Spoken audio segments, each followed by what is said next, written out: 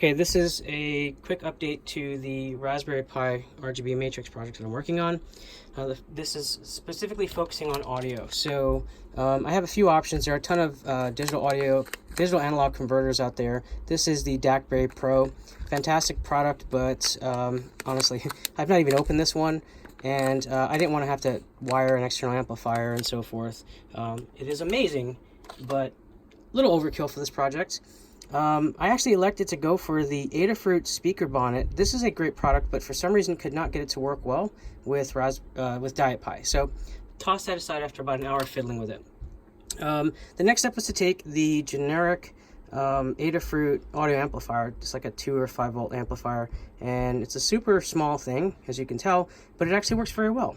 So it's really simple to use.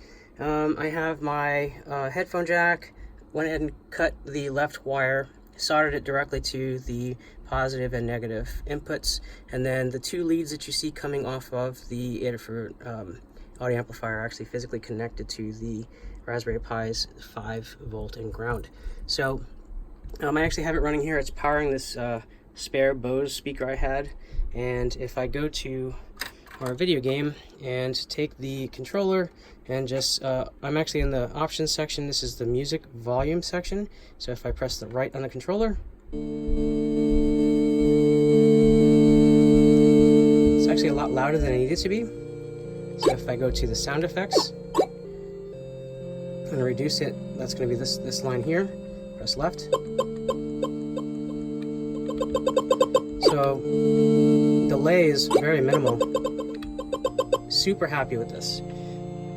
So the next step is to obviously get the right channel working, which is super easy. From there, I'm going to take a ASCII pad and connect him with, appropriate power supply, a battery in essence, and then we'll make him Bluetooth enabled with a device like this little guy right here. He's pretty expensive, but I'm actually looking forward to doing that, because who wants to play on a large screen like this tethered to a physical cable?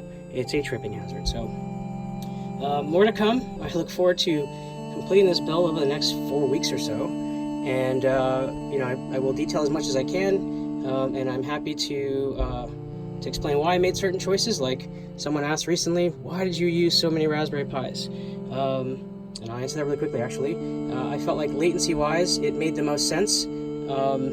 Each Raspberry Pi is supposed to talk to 4 RGB matrices, which means that there's only a minimal amount of TCP/IP data that this Raspberry Pi, a single vertical slice of display is responsible for.